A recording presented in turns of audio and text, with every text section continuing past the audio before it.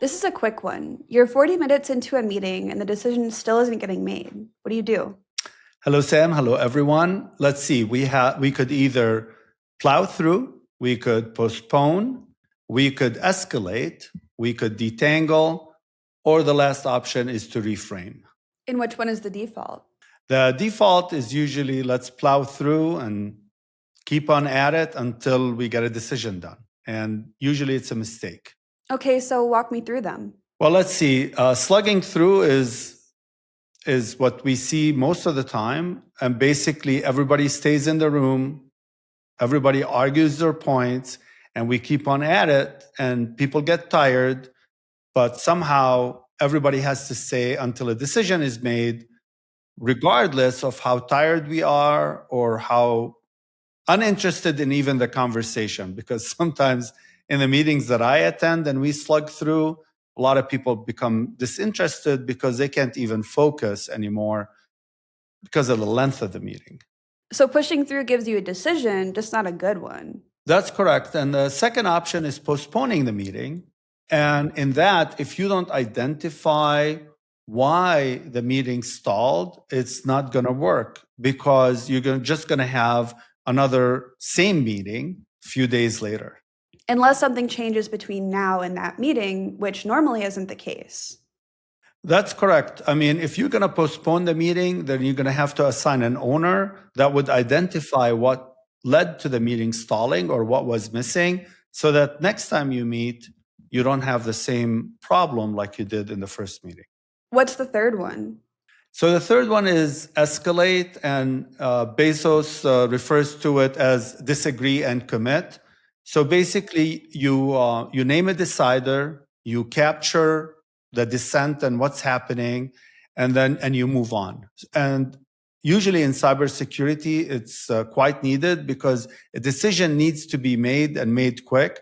And the lack of decision is a lot worse than a bad decision, most of the times. I feel like a lot of fast-moving companies fall into this category. What's the fourth?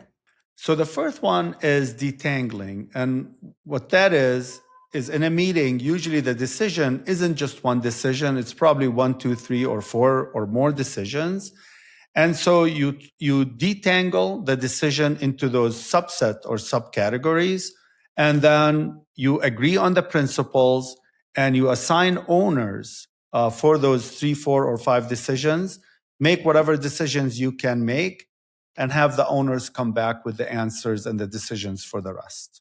I like to do this a lot with large problems. You break them down into more manageable pieces. So what's number 5? So number 5 is reframing. And this one is a little bit tricky.